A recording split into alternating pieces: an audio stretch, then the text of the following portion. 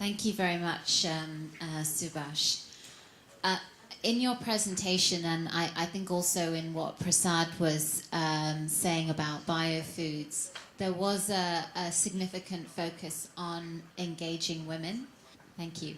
So the question was that there's a significant focus on women in both of these enterprises that we've had today, and they're also been highlighted as one of the vulnerable in poverty in Sri Lanka. So I'm interested in knowing why they chose to focus particularly working with women, how they work with them, and where they've seen that benefit in their lives. பெண்கள்ன்றது ஒரு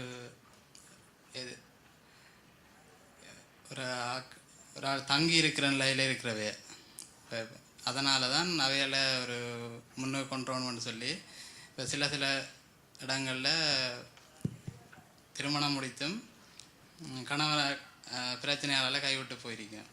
அப்போ அந்த அவைகள் கைவிட்டு போன அப்புறம் அவைகள் தங்களோட வாழ்க்கையை முன்னே கொண்டு வரணும்னு சொல்லி கொண்டாடுறதுக்கு வழி இல்லாத இருந்த நேரங்களில் தான் எங்களோட டாக்டராக்கள் வெளிநாட்டில் இருந்து யோசிச்சு இப்படியான ஒரு நிறுவனத்தை துவங்கி அதோட பெண்களுக்கு முக்கியம் கொடுத்து வேலை வாய்ப்பை கொடுக்கணும்னு சொல்லி ஸ்டார்ட் பண்ணது. We found that the women are living alone for various reasons, and sometimes they are separated from their family for various reasons. So we thought that we should support them and we have to bring them to the front line so that they could lead a decent life. Thank you.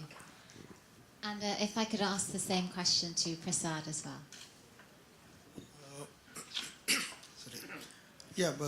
Women are essential part of rural livelihoods because when we talk about agriculture, maybe more than 50% of the work is done by women.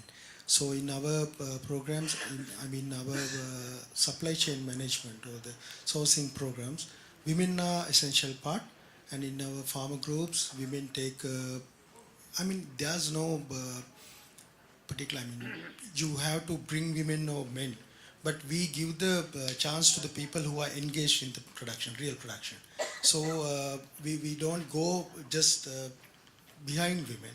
But when we talk about production unit, a family, the ones who are really engaged in agriculture, we take them as our members. So in our farm organizations, both men and women work together.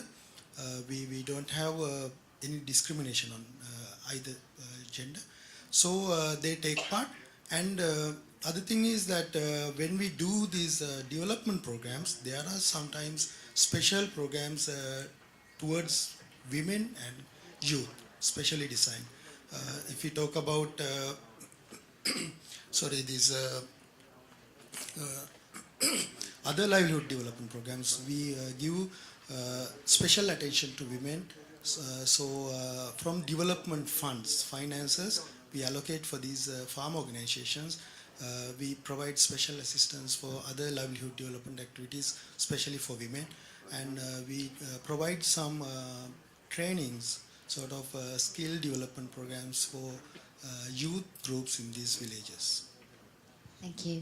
I'd now like to respond to some of the questions from the floor.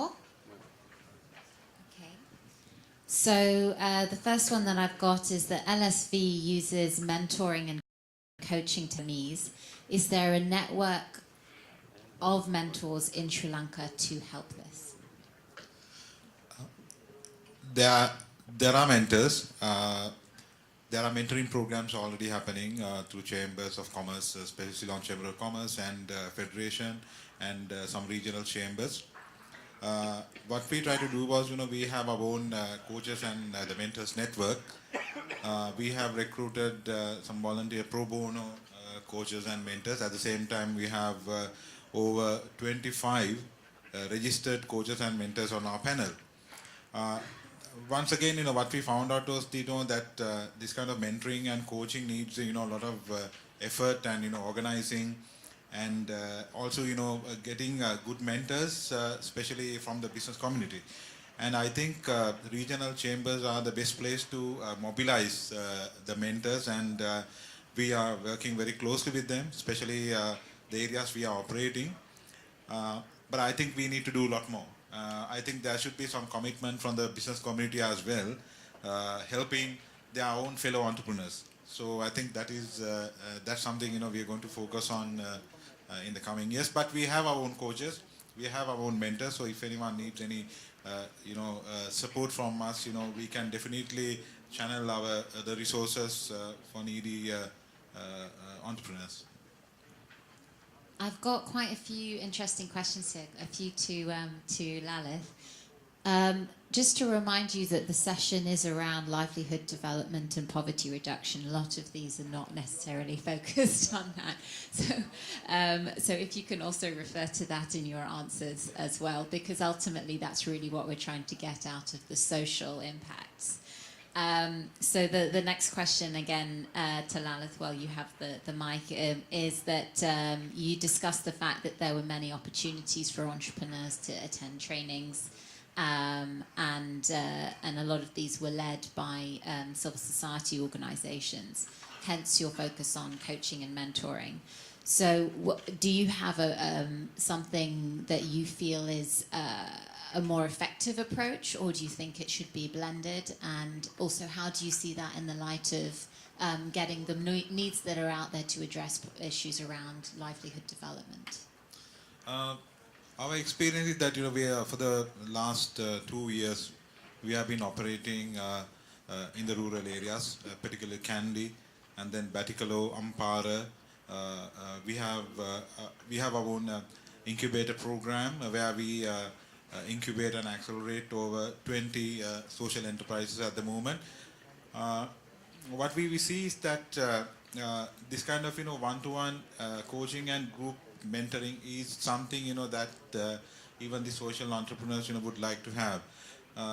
Mainly because training takes a lot of time and it needs a lot of resources, and sometimes we find that training is not if they are effective, but when it comes to business development and supporting social enterprises, there is a whole lot of different characteristics that come into play. So we'll have to understand the enterprise and then provide solutions that are actually that will work for that enterprise.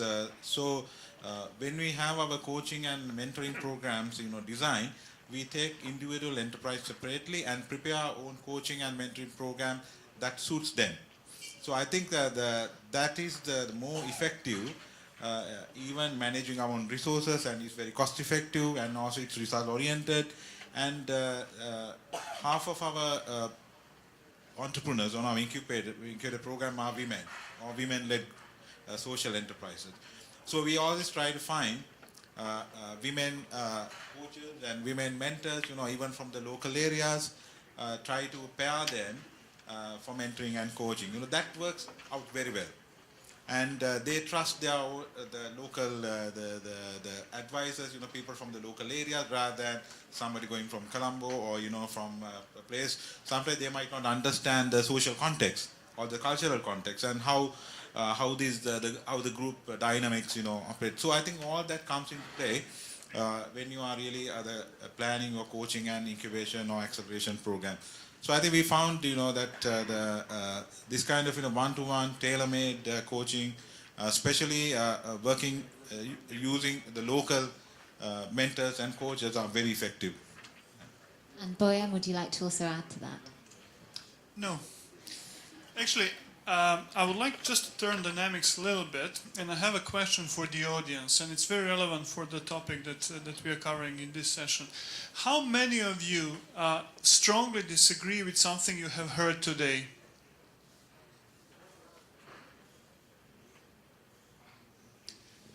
And we need people who disagree. We need people who will challenge us. We need people who will push us forward, because one of the challenges for us is that we start work in isolation, and that we are creating social enterprises bubble, and we start calling each other first names at the conferences. Then, flesh blood needs to come. New ideas need to arrive. We need to challenge other stakeholders. We need to have representatives of different ministries here, private sector. We need to promote the idea on a wide and a broad scale in order to be sustainable. Thank you, and apologies for the exercise. And on that point, I think we've run out of time. But it's a very valid point to make. Usually you do have the usual suspects, and to make a change at scale, we need to bring in some of the other big players in the room and also get them to understand this as well. So I think we've heard a lot of really fascinating things today about the different collaboration that is happening already in Sri Lanka to support social enterprises and really emphasize the impact that they have on livelihoods of communities around the country.